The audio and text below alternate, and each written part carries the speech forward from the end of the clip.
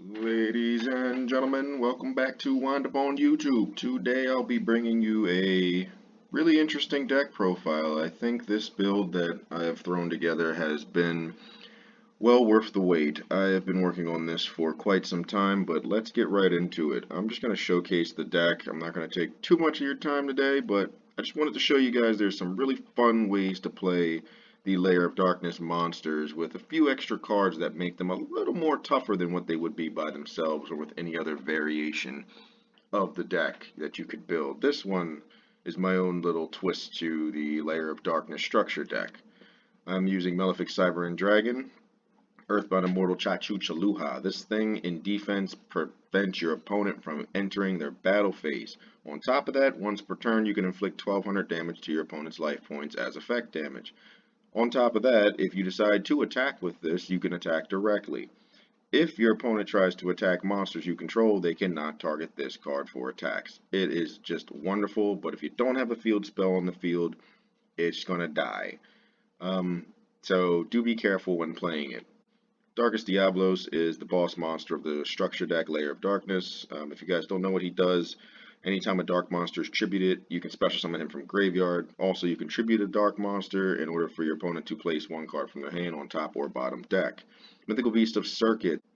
This thing gains 500 attack points every time it destroys a monster by battle. On top of that, the monster it destroys gets banished. If you do not control Temple of the Kings, destroy this card. So do be careful while playing that if you decide to run this variation. The Wicked Warden.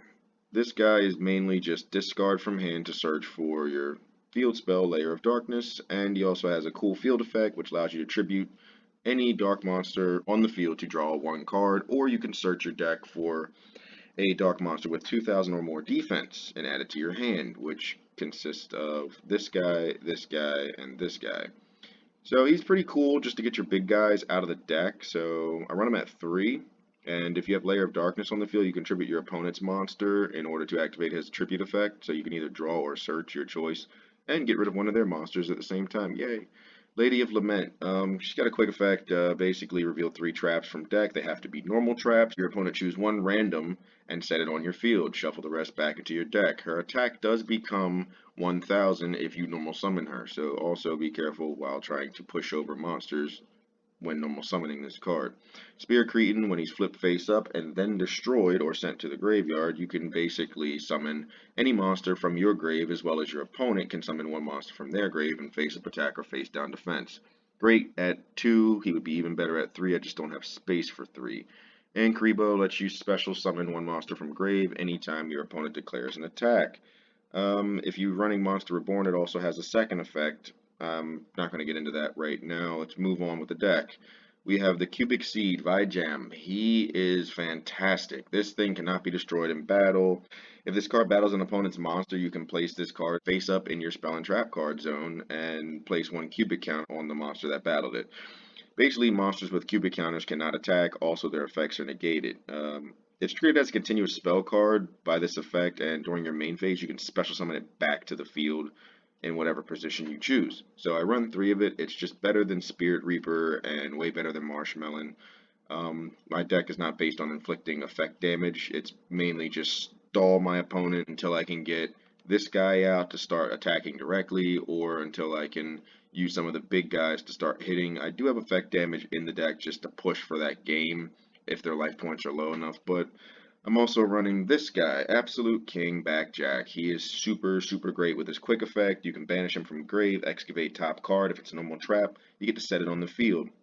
Any other card excavated goes to graveyard. If he's sent to the graveyard, you can also look at the top 3 cards of your deck and place them back on the deck in any order you wish. So he's kind of cool, and he's a level 1, so you can summon him with 1 for 1. Eater of Millions is standard Eater of Millions just to get over crazy monsters you just couldn't get rid of otherwise. On to the spell cards. I'm running Allure of Darkness at 3, just for draw power. 1 for 1 to special summon out this guy or this guy. Just a really good card to have 1 for 1. 1 day apiece just to protect your life points and to draw 1 extra card. Your opponent also gets the protection effect and the draw effect. Share the Pain is great with Lair of Darkness. You contribute 2 monsters off your opponent's board by using Lair of Darkness effect to liberate one of their monsters instead of yours. Card Destruction. Foolish Burial, Super Polymerization just to get stuff off a board. I'm pretty sure you guys are catching on to the theme of this deck. It's just get rid of your opponent's monsters and hit them with super powerful ones. Hand Destruction is at 2 in the deck. Temple of the Kings is for Mythical Beast Circuit and also for my armor tile, because Temple of the Kings contribute itself with Mythical Beast on the field to the graveyard in order to summon a fusion monster from your extra deck or a monster from your hand or your deck.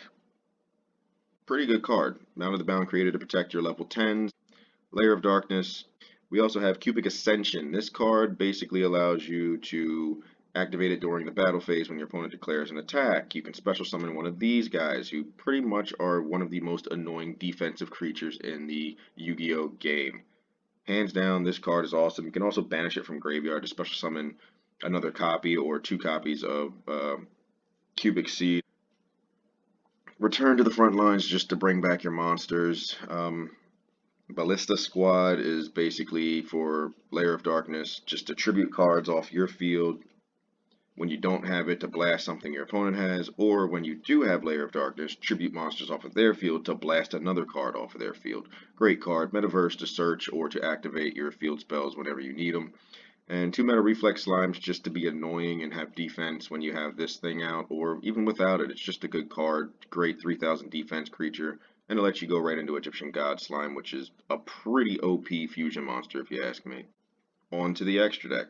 We're using Link Karibo at 1 Predaplant, Verta Anaconda, 1 Beat Cop from the Underworld, 1 Nightmare Phoenix, 1 Nightmare Unicorn, 2 Super Dreadnought Rail Cannons, 1 Super Dreadnought Rail Cannon Juggernaut, 1 Starving Venom, 1 Predaplant Try to Say That Word, 2 Egyptian God Slimes, 1 Cyber End Dragon, 1 Phantom of Fury, and 1 Armatile the Chaos Phantom. A lot of people wanted to know how to summon Armatile the Chaos Phantom. Well, first you need this on the field, Temple of the Kings, along with Mythical Beast of Circuit. Then you activate Temple of the Kings, tributing itself and Mythical Beast of Circuit in order to summon Armatile the Chaos Phantom, Phantom of Fury, using Temple of the Kings effect. Then you're going to activate his effect on board, which swaps control to your opponent. At the end of the turn, he will banish everything your opponent currently controls, including himself. Then his effect will activate once he's banished to allow you to summon the Chaos Phantom. It's a really cool, interesting combo and something I found to be very useful in this particular deck build. I hope you guys liked this deck idea, and I'm pretty sure that you will have so much fun using it. So please don't forget to drop a like, hit that subscribe button, and turn on post notifications so you're up to date with all of my latest videos. Y'all have a nice one. Wind Up is out.